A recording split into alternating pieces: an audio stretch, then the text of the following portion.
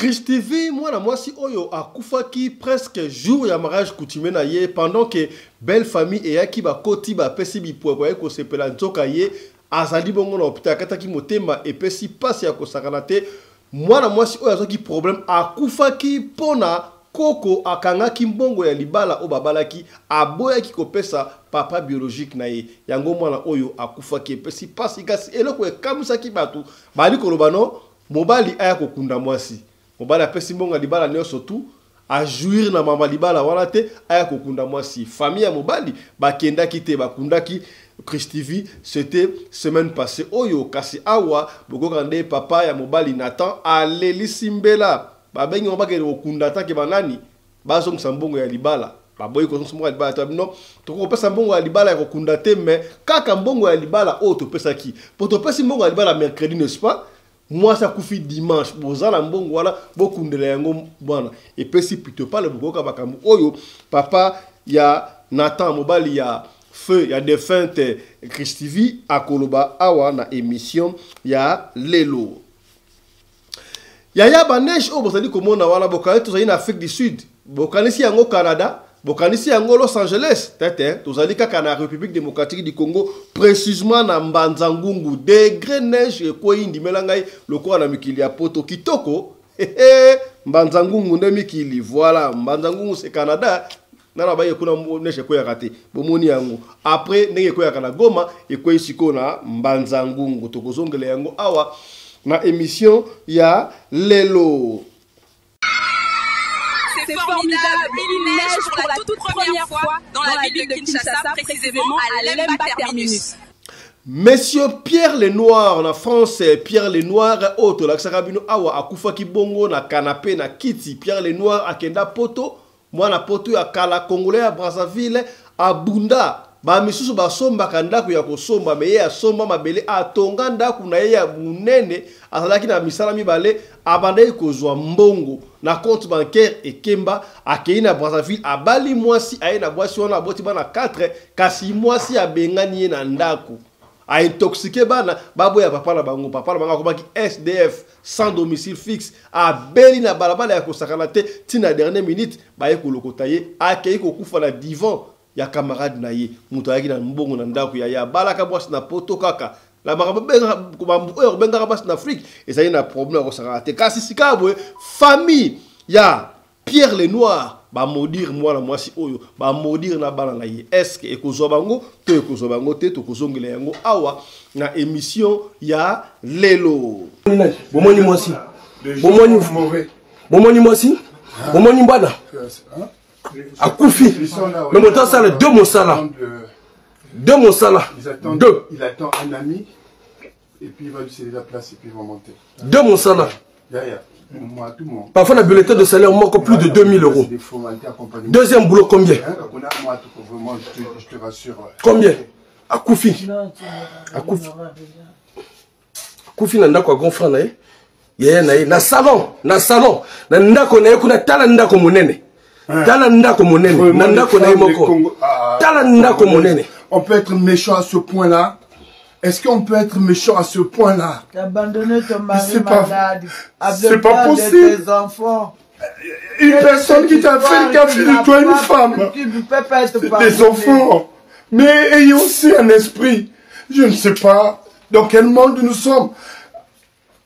Votre père qui est souffrant, vous n'arrivez pas à défendre l'humain, quelqu'un qui vous a acheté du pain. Ça c'est quel esprit ça? Après demain on va parler de Dieu.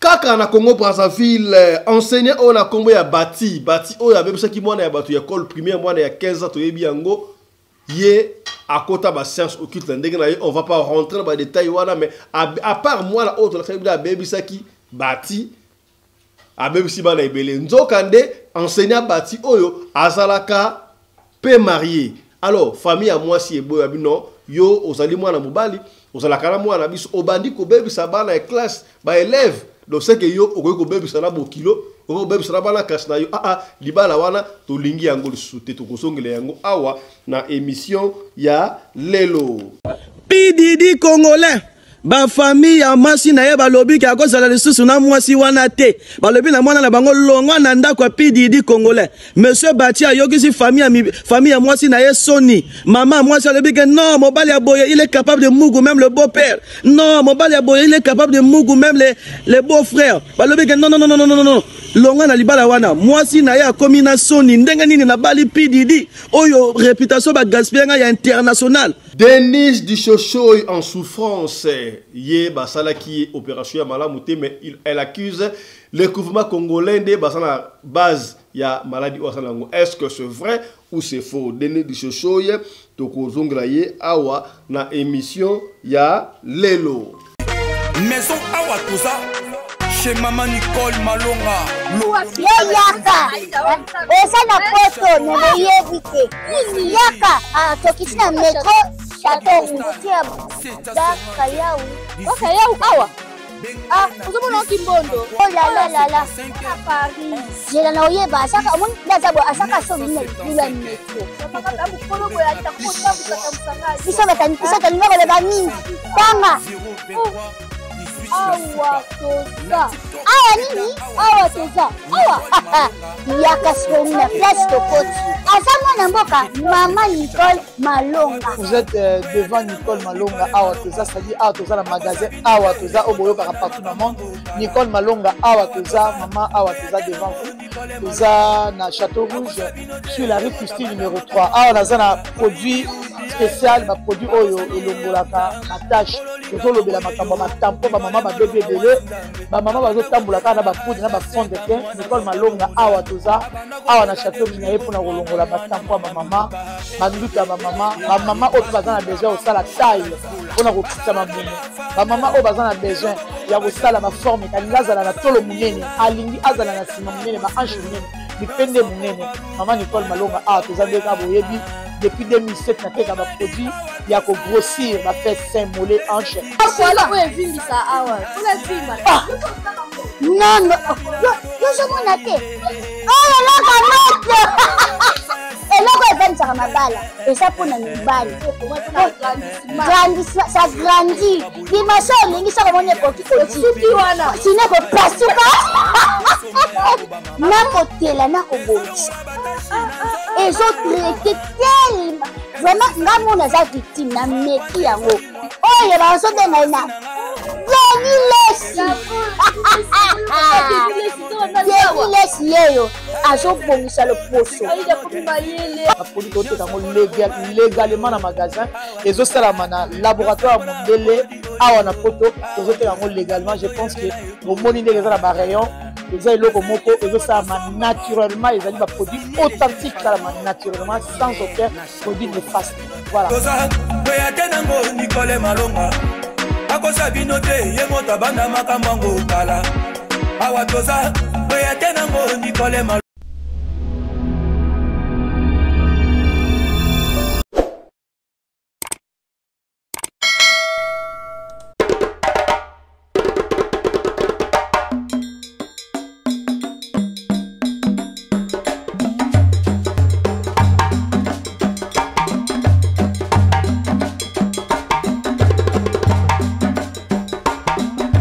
mobali mbinga na mwina ngolo aboya hydroquinone soki ezotambola basheri bazokoya mayanga na retrouve douce tendresse affection epa na yo nasalelo nini mpo ndimake na kupendaka sana shitakwacha pelende wenjoro yangu damokere tioki. Mbote Nabino, bandeko balandi ya Radio Lokoye Télévision, bisika nyosto bozwami. Merci na confiance, peu fidélité, vous allez continuer couper sa programme Oyo Radio Lokoye, masolo et pas wapi chaque fois toya ka pona couper sabino pa information ya makambo zali koleka na communauté na biso africaine généralement, mais particulièrement ya biso batu Oyo to lobaka lingala na esa kabino chaque fois bato ba lobaka lingala za la ba congolais ya Kinshasa te, kaka ba Brazzaville te, kaka ba Angolais te, même ba Camerounais.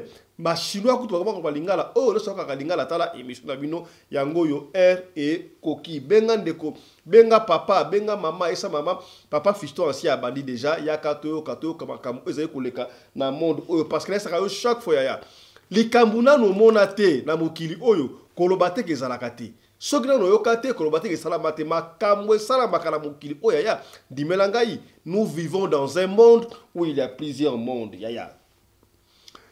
Soki mbali boso otala biso to senga kana yo s'abonner. Soki s'abonner na chaîne na biso Radio Lokole TV, ko bosa na te ko fina cloche ya notification pour na yo orataka ba programme na biso ata soki mukete. Soki osilisi awa na Radio Lokole TV okei mbala moko na deuxième chaîne na biso Afrique Masolo TV.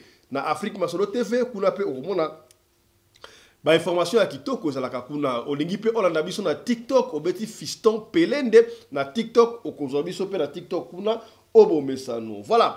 Yambo to sur la makambo oyo ya Chris TV, jeune dame, jeune femme oyo akufaki presque jour na ye ya mariage akufaki pona mbongo ya libala mobali na ye Nathan akendaki en bonne et due forme na famille bakie ko bala Chris TV ba pesi mbongo ya libala $1500 ndenge basengaki à part ba bloc ou ba pesaka en espèces là qui $1500. Alors koko ya ba Chris TV lokola aboko la Chris TV aboyi ko pesa mbongo wana ipa ya papa a kineli mbongo abilokolo boyi ko pesa mbongo zela okomona yango sala ke mwana mwasi oyo aya kukufa Chris TV akufi mobali a sepeli ata na mariage te pesa ki mbongo na enyoso soki ça ka pera ata ndambu te ko comprendre pesa ki nyoso et pesa ki mbutu mwasi akufi mobali a sepeli ata na libala te kasi ekamwisa kibiso après kokufa ya mwasi famille ya mwasi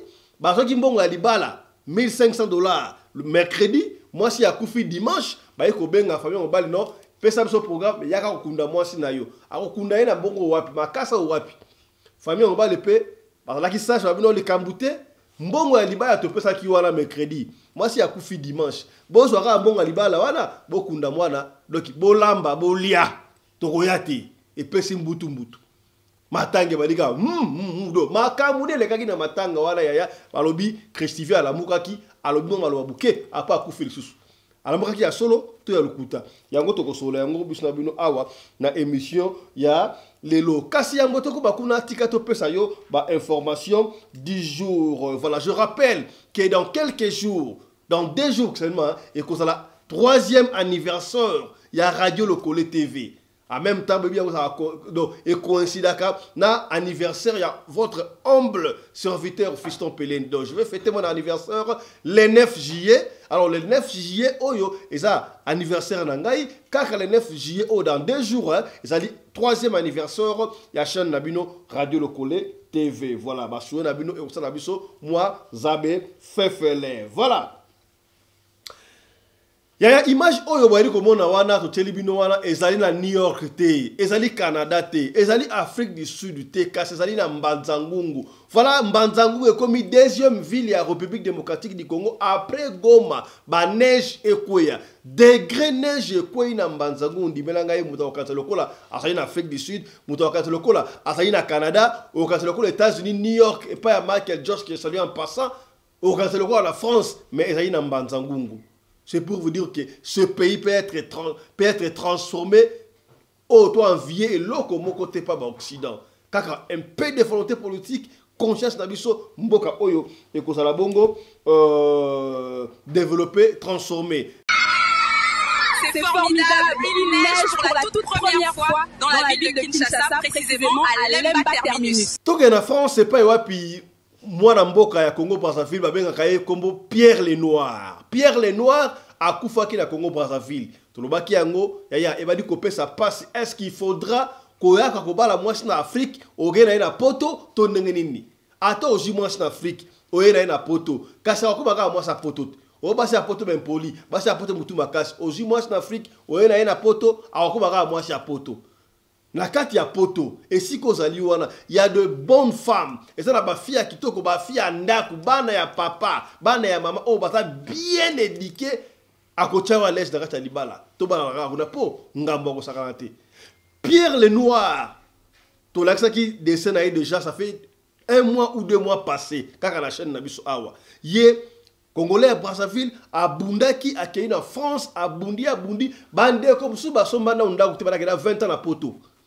Monsieur Souba somba ndaka somba flat ne sotuana basi batonga mais Pierre Lenoir abundi asombi mabele atongi ndaku ya guna ye ndaku etelemi abino sikoyo il n'est pas bon que l'homme soit seul na kende kozwa mwasi akei na Congo Brazzaville aluki azui mwasi yango kutu ipaye ba pesa ki so la pa famille so ipene yaya basi oya kokinera ozwa mwasi famille za malamu te mwasi faut se pela mwasi yo mwasi ya choix na yo po ba mwasi échanger déjà ba pesi mwasi aina mwasi yo na France na Paris ba boti bona liboso bona mbale bona misatu 4 mois mwasi abandi mavuanga ti na robeta les sauter bien sûr na moi résumé kaka ti abengani Pierre Lenoir na ndaku kolo ndaku a évité libanga liboso aprozaki mbonge utaki wapi mais abengani Pierre Lenoir souci wana ya mwasi souci ya bana olia bengana kaka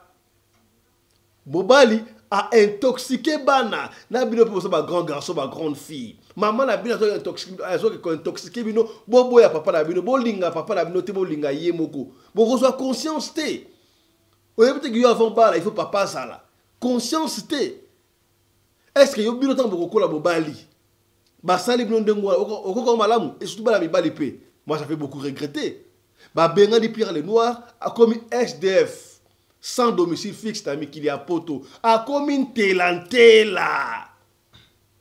Pierre Lenoir a commis une telantela. A dit qu'on t'a dit que ala na métro mabé, ala na liboula métro mabé, ala na mabé ti malade juillet na malili ya poto. Ba le côté déjà que le côté pas ya muninga na ye. A commis Salomon. Pas juste a commis roi Salomon. Oh, il y a peut-être que ceux qui mutu ala na salon roi Salomon a commis Salomon. A dit qu'on a na salon. Salon wana ba souci, difficulté, souffrance de ce toit et comme ça que Pierre Lenoir a kufa kibongo na salon. Salon de coiffure de salon na Salomon, na kiti. A kufi na kiti et pas ya motu, pas si ya kosaka la te. Total ça qui bino ango, botala ki ango déjà peut si pas solo oyo Alors, pourquoi on revient sur ça? Là, ça rabino ba tumso za sole le kambo et si nango le kineko ba bisusu et si la kate ba zonge la kayango famille à Pierre Lenoir il paraît ndeko grand frère na poso grand frère petit frère ya famille ba maudire moi si wana ba maudire bana na éviter ko suka ndenge ne pesinga mutu ko swa et pesi passe ya tout ça la kana mawa ko makambo oyo marabana ndeko lo ba yango oyo kale sala kana poto basi ba ro funda mibala ba bengana bana ndako suko échanger Mibal va aller au fond d'Abassi. Nous comme un baboy. Donc famille à Pierre Lenoir va maudire moi si oyo, va maudire Nabana. Ni nego koma. Tala kutseki, tala kumamba. Total. Bomoni moi si. Bomoni moi si. Bomoni bana. A Koufi. Le montant ça le 2 Monsala. 2 Monsala. 2. Il attend un ami. Et puis il va lui céder la place et puis il va monter. 2 Monsala. Moi, tout le monde. Parfois, le bulletin de salaire manque plus de 2000 euros. Deuxième boulot, combien? Vraiment, je te rassure. Combien? À Koufi. À Koufi. Koufi, n'a quoi grand frère, na salon. Na ndako na kuna tala ndako monene. Tala ndako monene. Na ndako na moko. Tala ndako monene. On peut être méchant à ce point-là. Est-ce qu'on peut être méchant à ce point-là? Abandonner ton mari malade. C'est pas possible. Tes enfants. Une personne qui t'a fait de toi une femme. Tu ne peux pas être des enfants. Mais ayez aussi un esprit. Je ne sais pas dans quel monde nous sommes. Votre père qui est souffrant, vous n'arrivez pas à défendre l'humain, quelqu'un qui vous a acheté du pain. Ça c'est quel esprit ça? Après demain on va parler de Dieu. Mais c'est pas possible. C'est pas possible. Excusez-moi mais vraiment hein?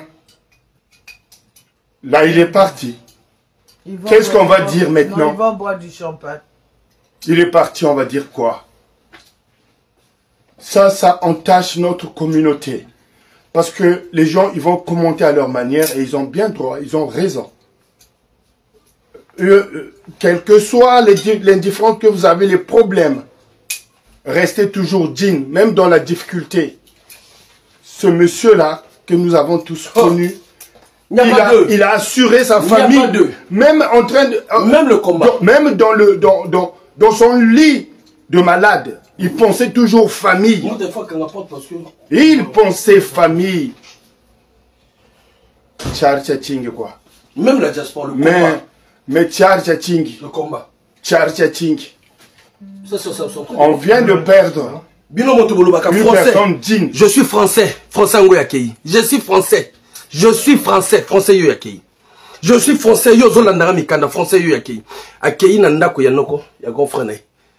Na salon. Quelqu'un qui a travaillé, qui a rassuré français. sa famille. Il est maintenant français. À la retraite. Je suis français. Et vous n'êtes pas foutu de régler les problèmes. Ça, c'est quelle vie qui ne peut pas avoir des problèmes? Dans la vie, quand on vit en couple, il y a souvent des problèmes. Mais n'allez pas jusqu'à pousser à la mort une personne, parce que quand vous mettez dehors, abandonner une personne comme ça, dans la rue, purée. Dans la rue, vous savez que papa est malade ou que mon mari est malade. Vous l'avez mis dehors. De l'hôpital, il doit là encore chercher où il va aller dormir. Mais c'est inhumain. C'est du jamais vu cette affaire-là. Les Congolais, c'est pas possible. Je ne comprends pas. Et en même temps, vous êtes dans la même communauté. On peut être mauvais à ce point. Qu'est-ce qu'on a pu rater? Mais c'est pas possible. Nous sommes... Ce qu'on a raté, mais c'est pas possible. Ce qu'on a raté aussi, c'est ce que je vous disais. Allons faire asseoir la dame et sa famille. Je vous ai dit, doyen. Mais une famille, c'est une volonté, Faye. Oui, grand frère, mais fallait qu'on les expose. Fallait qu'on les expose. Mais Faye, nous, on ne pouvait pas. Vous voyez, quand je dis ce monsieur, oui, je comprends. Il dit non, papa Eli, on fait pas comme ça. On pouvait. Le linge sale se lave en famille. C'était faux. C'était faux. Moi, je vous ai dit. Moi, les années bolingo. Exactement. C'est ce que je vous disais dans ma maman, dans ma papa. Il faut t'en faire ça. Les bottes, il y a moi aussi, naïe. Oh, et belé, il y a poto de simanaï. Et belé, il y a poto de simanaï. Et ils sont tous fatigués. Ils se sont tués. Maman, n'a pas. Barotou na simana poto, nanda konaye. Mais bengani motokolo ndako, et ils disent rien. Oh là là, mais c'est pas possible. Au dernier moment, il était son domicile fixe. Vous voyez, quelqu'un qui, il te prend du Congo, viens chez moi, je fais de toi une femme, je te donne 4 enfants, et voilà la famille, elle est là, établie. Demain, je suis maintenant à la retraite. Toi, il est à la retraite, tu le mets dehors. Mais c'est grave. Oh, mais la retraite, il partait encore travailler. Tu te souviens quand je vous ai appelé la fin de... Oui. J'ai dit, président, mais parce que la moto, oyo, la tata, oyo, il faut te bloquer, sinon papa wakende. Il va partir.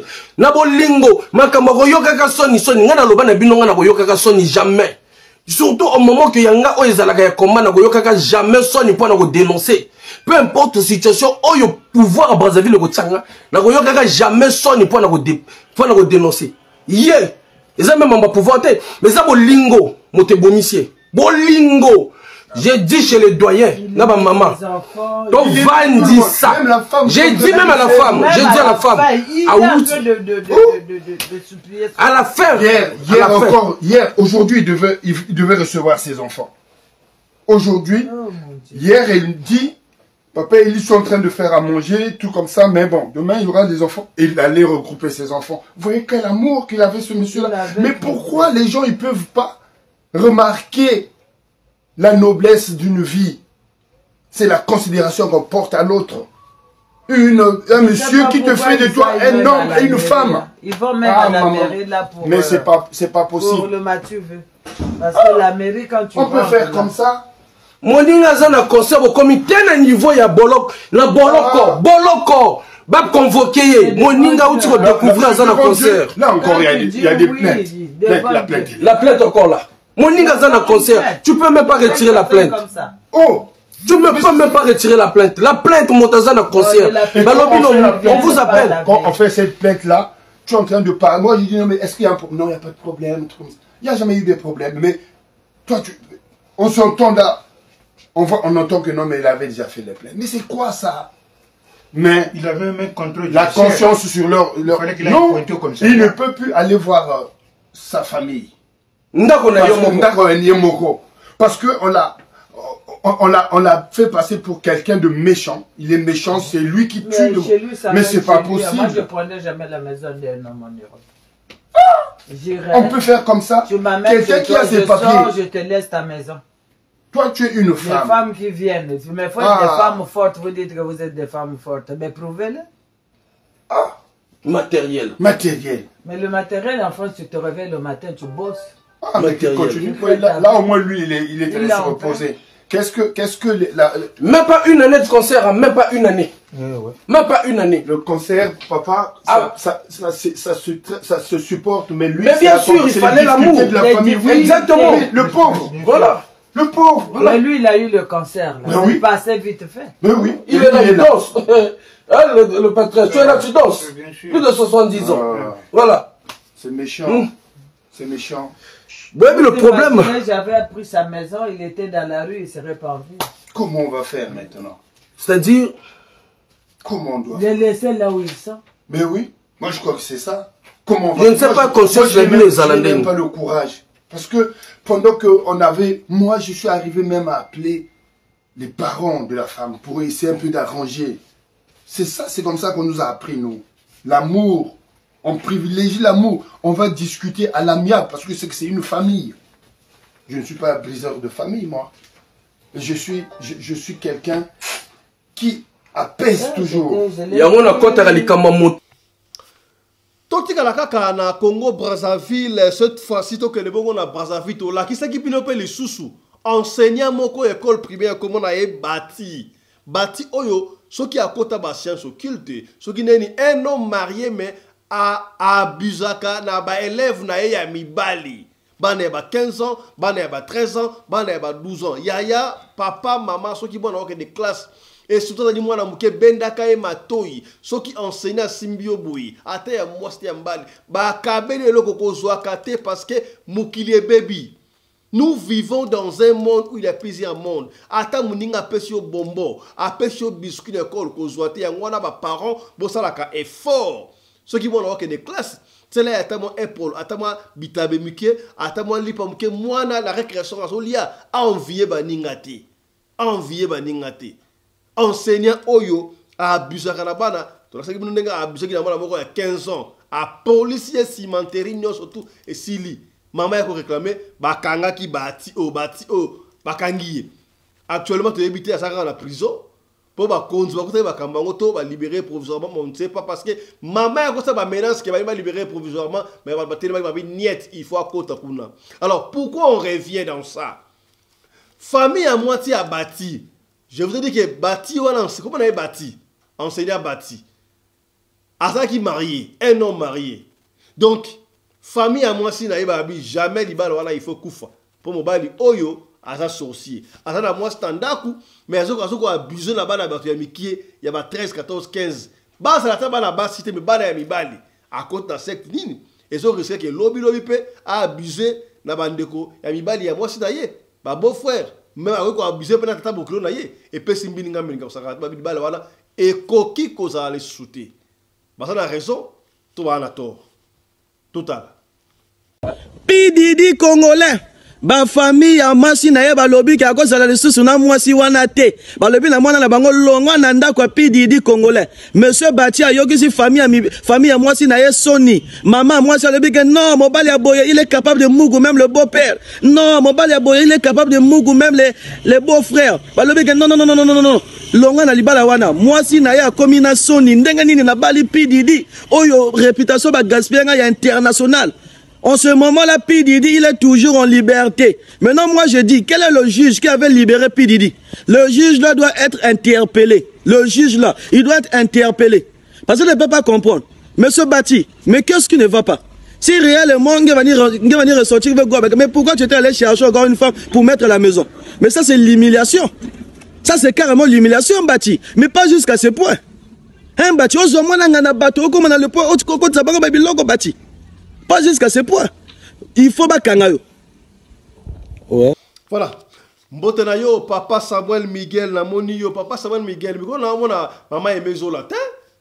Mama emezo lozali wapi. Opesinga i passe dans mon tema 2-3 jours dans mona hôtel zali busy. Basta rafaka na zali moi busy ozo mona na te. Hein? Ozo mona na te. top mamba. Maman Aimé Zolozoï, comme on a tenu à profiter de sa beauté et par la première dame de Belgique. Hein? Maman Marie-Thérèse, Oumela. Et Kendaka, Ndengoana. Voilà. Yaya Denis Dichochoy en souffrance. Difficulté. Alors, basalaki opération dans la partie intime. D'abord, tant que pour la biloba la prison, basalaki fausse couche, tant que par après, dans l'hôpital, en Belgique, basali opération dans la partie intime. On ne sait pas, mais elle accuse le gouvernement congolais de la base à Makambouana. Est-ce que c'est vrai ou c'est faux? Moi, je ne vais pas rentrer dans les détails. On peut avoir information pour est-ce qu'elle a raison ou elle a tort? Kaka dans l'hôpital, on ne peut pas la condamner, aller au Kumisanzambe pour habiter peut-être. Mais juste tant mouké, n'habitez pas qui va une opération, non, à la Kera l'hôpital, c'est à TikTokers,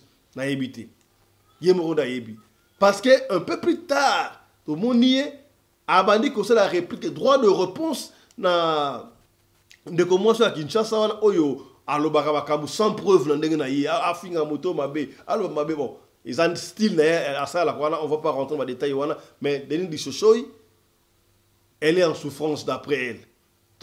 Est-ce qu'elle est solo?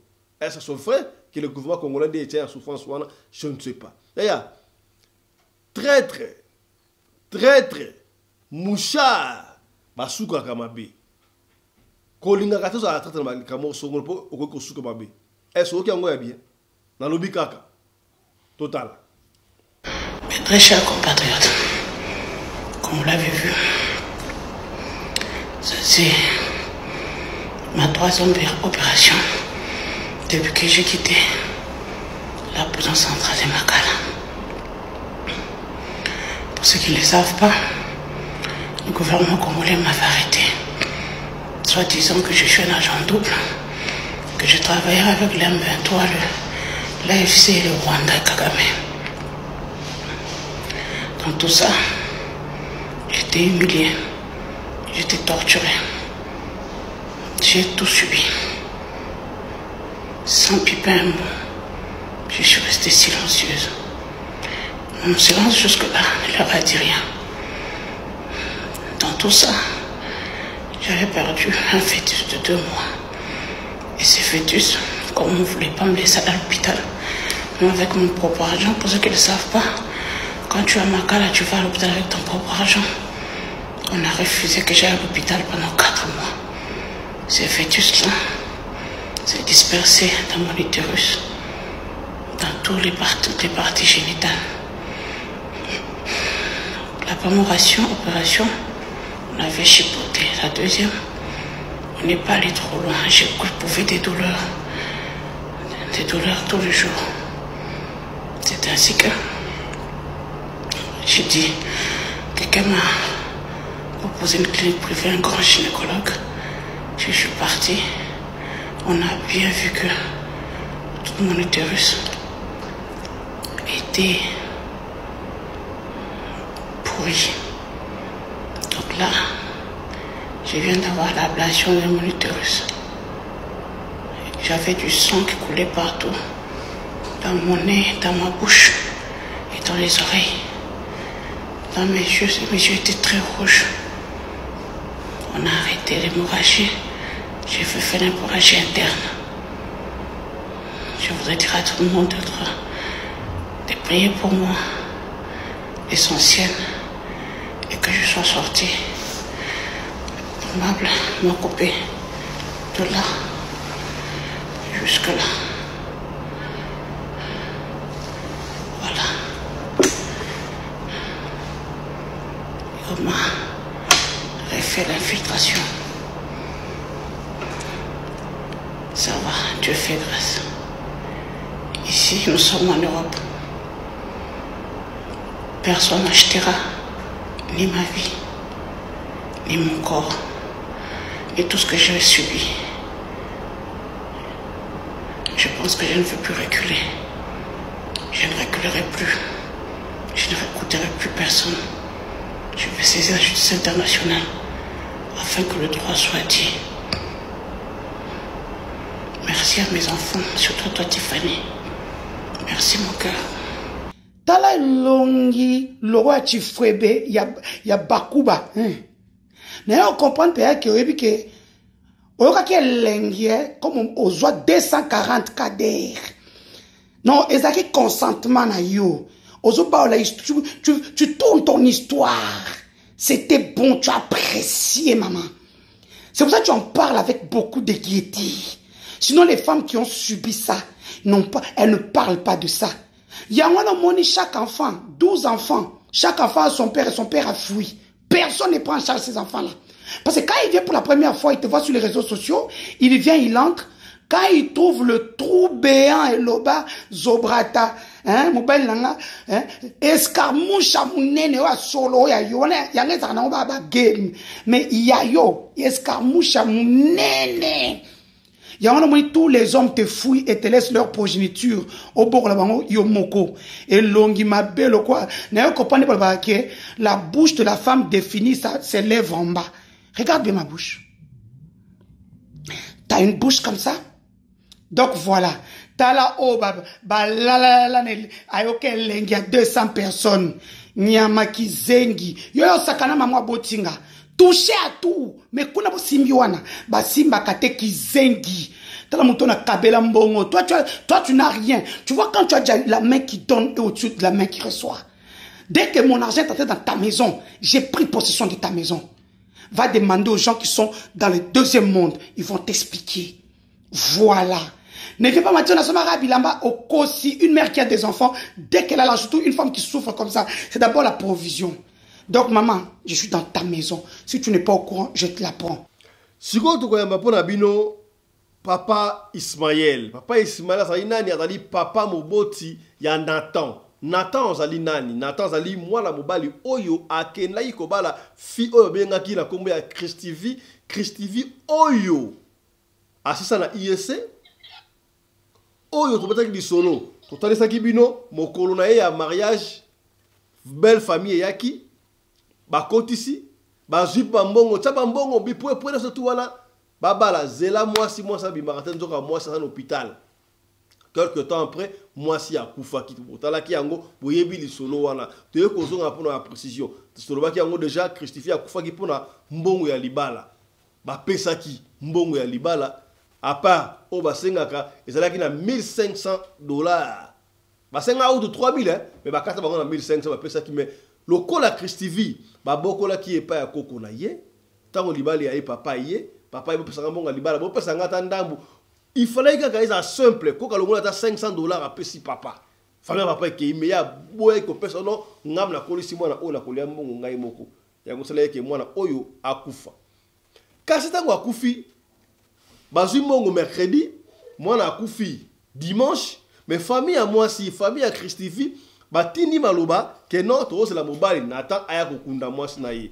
Ouais, ça dit elobele ya mikolo. Cela veut dire que Nathan aya après ce jour, après ça mbongo ba kunda mwasi o yaye. Ki mwasi yango yaye kaka ya quelques heures. Nathan pe alobi azali mutu o azali ba sango. Makambo si échangea, ba lobi ba somba ka lisusu bonbon na sachete, ata kutu kwanga. Kwanga kalizaka batia bakasa kwanga bakasa esila et comment batia na plastique otomona kwanga na kati. Christivi azali lokola kwanga yeba kanga bakasa.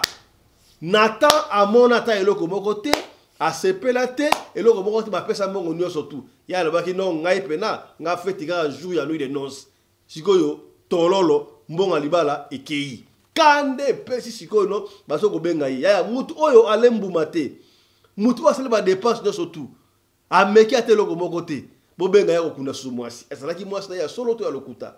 Alors la sagesse wana pe famille ya mobali ya Nathan papa lobino matanga tokoyate mais bozwa kaka mbongo ya libala wala o bozoki mercredi bokundelango mwana plutôt pas les côtés ole bava na ndaku lokola ba Nathan baboyi kokunda mwasi na bango Christivi jour ya matanga il paraît na yoka naibité famille ya ba Christivi ba organiser ba kuluna ba so qui fait on ba ye lokola ba ko kunda mwana bango ba sala bango ya minene.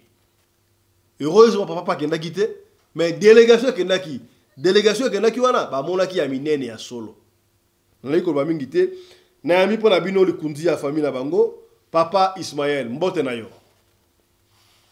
Mbote papa journaliste.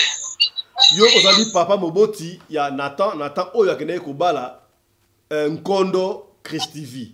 Toyebi histoire nyoso tunanga sa toleki lekaki makambi ya matanga bino tosonga mamuke oboya ki kokunda bokilo na yo pona nini Nathan aboyi kokende kokunda mwana na yi mwasi na yi mbongo ezangaki bosilikaki po nini est-ce que c'est vrai que Christivi akufa pona mbongo ya libala nyoso tuwane pi tango bokendaki matanga so bokendaki ya solo nini o ba preparaki eloko nini o elekaki malobo mboka yo. Merci la radio Lokole, merci monsieur le journaliste. Ngai nazana bobengi oyo papa Ismaël Mbagonzo Mbanga. Nazali papa moboti oyo ya mwana oyo Nata oyo kweli likambo eza kolobama eza kokitsa mitoki na mitu ya bato. Mwana wana tango tozwi makambo ekomeli biso dimanche. Nazalaki ko CCT j'aime déjà dimanche wana toza nous sommes 7h du matin avant que moi na biso ya mwasi wana mwasi toke ko bala kwea. Nous sommes 7h du matin, 5h du matin, 5h30 passé. Na fansaki mabota mibale na solaki na bango, bango neso batikala kika na position moko ferme. Motote aboyi ko céder na oya muninga. Alors biso totema ki tokei. Na 14h mwana mwasi ya kufi. Oye komaki nyoso tomonaki. Mais eloko ya liboso tomonaki ke libota oyo emoni biso penza nde tozali nde ba bolole penza. Alors signe ya liboso tofandi tomoni Maman pasteur oya azali responsable ya spiritualité na papa pasteur ya Nathan. Maman zotinda maloba epai na biso baboti jusqu'à tozalaki epai ya noko ya Nathan tosangana kike. Tozali kozela Nathan apesa biso jour oyo ye akoya kokunda mwasi. Ngai na lobi me oyo eza bomo benini. Donc liboma to nini ya kokosa batu boye. Biso mbongo ya biso tobali saleli yango ata na 2 secondes te na ndako ya libala. Mais comment le lobiso le loto kende susu kokunda mwasi? Ngai tata moboti na silikaki makasi. Mais moi nanga n'attend toujours azalaki na esprit kaka toujours ya ko maîtriser situation. Te papa koloba boyete tika kaka na bi pas question. Likambo na tango o eza su likambo na ote comme likambo ya libota. Ngai libota nanga esi kangi ke mwana alingite. Yani mizusu pe baboyi mama pe aboyi bande ko mbuso koti mobulu ndesi koyo bande ponanga oyo ya Suisse oyo ba contacter kibino oyo moko aza na Genève moso aza na Sion bango ndesi ko tango tokela likambo epai na bango balobi te libota wana déjà au départ elakisi bozangi na bango na miso ya mokili mobimba ke bazali bazangi pamba te na bato baza na bozuito na Bwania bozwi bandaka na Bwania soki Bwania elongwe nde liboma ya makamba boikomaka bozwi ezali kaka te na mpifo mais bozwi ezali na motu bazangi motu biso pe tokokoma lokola bango te. Nous allons faire ceci biso mbongo wana oyo tobayaki mwasi na biso tolie yango ata te na tomerite yango ata te na 2 secondes ya libala biso toko retirer ata eloko te mbongo biloko ata moko biso tokozwa te. Bango lokola bazali kozela Nathan ayo kundela bango mwasi akozwa se biloko wana bazwa yango nyonso basangisa mbongo kobima bakunda mwasi wana mais na biso ata dra tokotia te. Tango message ana yokamaki bango basilikaki bamonaki ke babolole po nini balobi makambo ya boye bayokaki mabe basilikaki na yango tango bango basilikaki bamoni ke non réellement biso tofungoli miso alors baboyi basiliki balobi bon ça va lokola bango baboyi bango babongisi ke tokozela bango mokolo nini mokolo oyo kore ekobima biso toyebi eloko moko te bango basi babongisaki yango mwana wana bandai asistaki classe na institut supérieur oyo ezali na Gombe ya yese Zela papa Ismaël avant de continuer nana bana kofuta minerval ya Christivi Nathan Koyemo Kokoba nanda ofuta minerval ok voilà Koko mwana wana bakoli bango nyonso bazali misato bakolaki na libota se moko oya kokobar wana papa azalaki irresponsable parce que tozala pe clair tobenga nyau na nkombo na ye azali kondoko papa azali responsable papa amonaki ke bosimba ezosimba na kisasa te bongi akende koluka na ngola papa akei na ngola kokende papa okende na ngola amemi bana na ye misato na mwasi kozonga na ye epai ya baboti epai ya koko oyo lelo makambo ebimi epai na ye alobi bokilo ngai nazoki kozongisa bana na ngai epai na ona mwasi nakei koluka me libota na nga moko te ezala rekoni awa na nzoto na bana na ngai lokola bapapa na bango to batante na bango maloba wana ye papa o moboti alobaka na libota wana koko atikala kosimba yango nde koko tanga zo bokola bana na ye nyonso wana bakoko na ye nyonso misato wana azali kobokola bango se na se ya maloba wana lokola défensif na ye un jour oyo akoki kobimela biso ntango tokei kobala mwasi na biso mwana na biso pe biso moko toyebi ke tata wana akufa nzoka tata wana akufa te le jour wana oya dimanche na fantisa libota avant de clin ekweya nde toyaki koyeba ke tata wana akenda nde angola na bozongi na ye kino lelo azongi te toyebi position na ye nanu te mais na bokufi wango balobaki akufa te aza na bomoi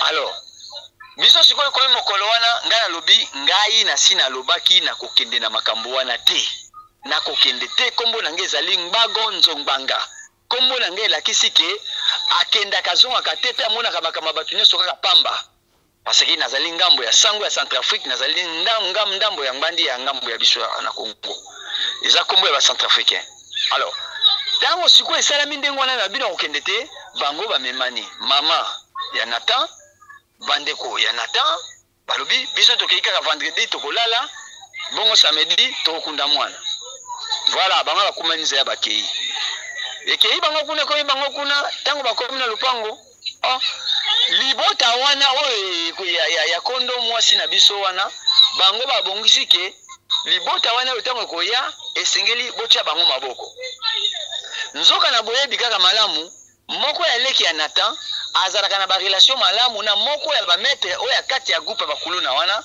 abengi alobi na ye yo za peti na ngai bobima awa soki bofandi awa bino mo bomona dega oyo bongisa minde pona bino ekoyinda awa me bino nde tokoya na bino libota pe ezwaki mayele elobi tobima bango ale bobulu bie bitume bimi bakimisaki bango ya kokimisa libota oyo na ngai bakimisaki bango ya kokimisa natindaki nyonso oyokaki pe même témoignage oyo oyokaki wana ezali ya oyo ya makila na ngai oyokaki témoignage ya leki ya Nathan apesaki pe ye afandaki sur place esika bitumba ezalaki nde apesaki nga témoignage nyonso wana ndenge nini bitumba bimaki ndenge nini bamenasaki bango alors bakimisaki bango na église oyo Nathan asambelaka bakoti bango na kata ya mituka bakimi na bis 4 bis bazwaki na bamoto bakimi oyo badeso bayaki na compte ya Nathan bitumba etikalaki kobima wana bamushetu babimisi bitumba na place ya makambo wana mais biso tomona yeke kuna eza suna sécurité te nde mokolo wana bakamarade ya Nathan nde bakendaki na Nathan na morgue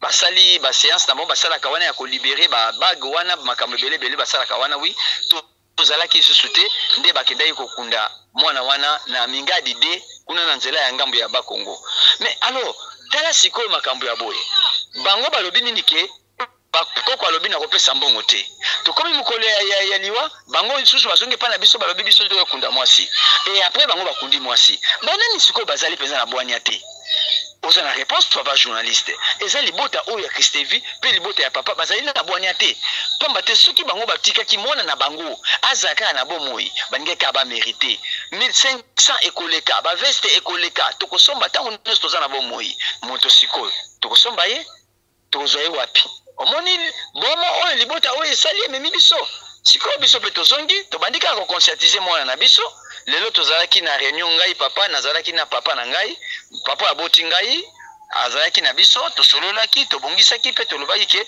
mwana na biso directement akata nzela wana mpe abosa na libota wana aza su na bendisi ya ye mwana mwasi wana te parce que bango basepelisi biso te yango nde tobongisaki est-ce que sika boye bino bozozwa Nathan mwana oyo yo comme étant veuf to eza nango normal libala eza consommé te non Natanza VFT. Natanza VFT, pourquoi? Parce que mariage wana ezali consommé te. Ata na bino bato ya mikanda. Soki ozwi likambo penzo bando ke nango bobeyaka na kati ata jurisprudence. Même eza na kati te mais na ndenge ya jurisprudence. Vous allez se retrouver que non, moi na biso a consommer te papa journaliste. Oui, mais a consommer te mais basi babala ki pa mbura matari papa Ismaël. De ali soki il faut babala y communauté de biens soki natanza la ki na ba bien il faut pas kabola katikati to pe soki Christophe qui n'a bien fait bakabula katika mbura matara aibi zali bala wana po mbura matara sikona na akati makamuto ke ba divorcer.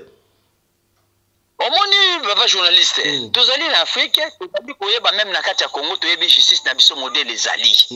Ezali kobomba une justice eza béante ezali vraiment malade de makasi et ponaka ba loi na yango esala ka etala ka ba secteur oyo biko sala na puissance ba secteur mususu surtout ba secteur na biso oyo kaka na société kaka boye normal ezaka malade de makasi so maladie moko wana so bobibo kota penza bien na kati vous allez perdre beaucoup. Vous allez kobungisa belé ce qui to lobi to na makambo na ndenge ya nzela ya mibeko avec la corruption.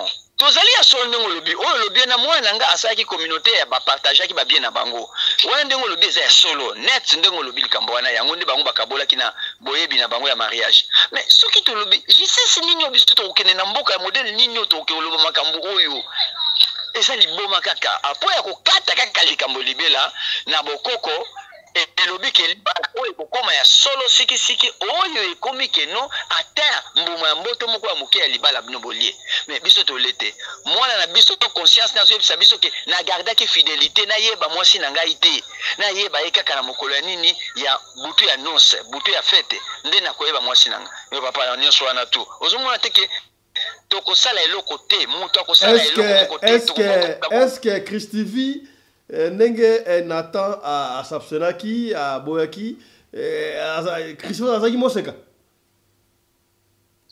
mwana wana azalaki moseka te parce que tozali même na connaissance moko boye eza na moto moko boye alinga pe mwana wana ya mwasi kasi ya boyaka mwana mwasi wana ana partir ya mindondo ya famille na bango mwana wana ya mobali azali na Angola libota wana meme yebi e komplikaka ye mona ka ba roman wana bi o libala ya kota te nata ozomona ke na regretter mingi oza moninga na ngai mobali oza ennemi na ngai te mais ngai na lingaki na za pe victime oyo komi ngai pe na lingaki ka Christivi wana kaka mais nazwaki oyo mbano oyo nga nazwaki esaki nga na benda na ngai nzoto yango yo ya bikaki alors ya biso ndi mwana aye kokoma ti poussière.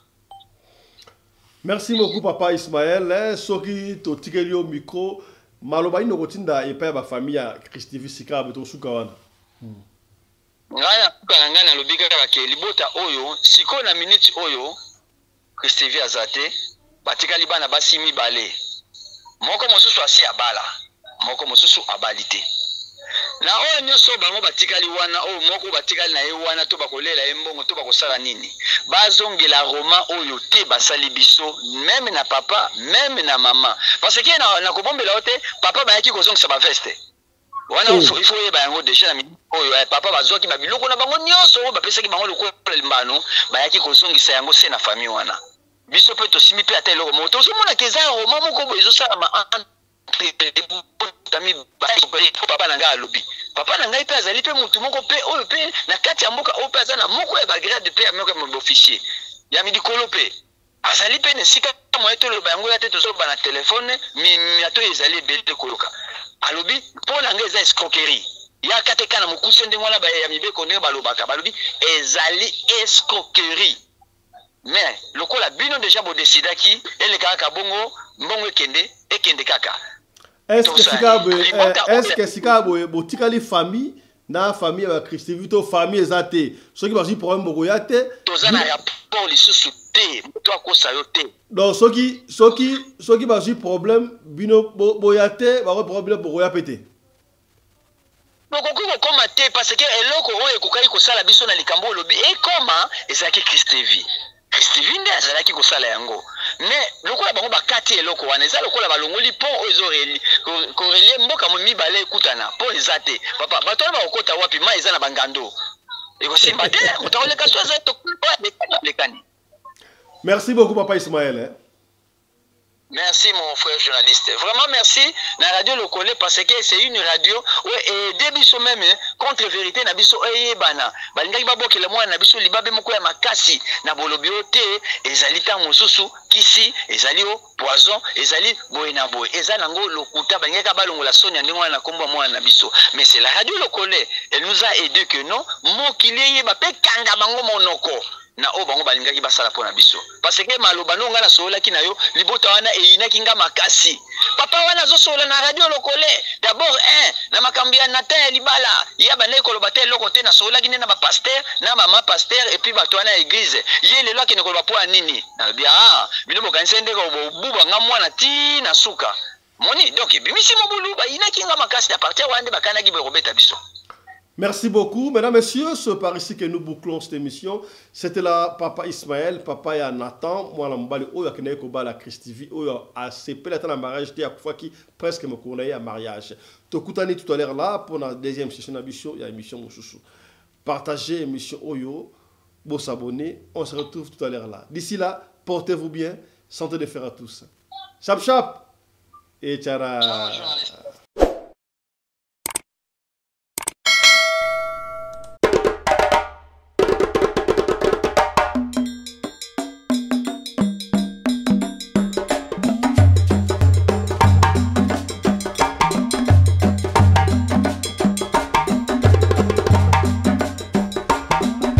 mobali mbinga na mwina ngolo aboya hydroquinone soki ezotambola basheri bazokwea mayanga na retrouve douce tendresse affection epa na yo nasalelo nini mpo ndimake na kupendaka sana shitakwacha pelende wenjoro yangu dans mon cœur tu occuperas toujours la première place.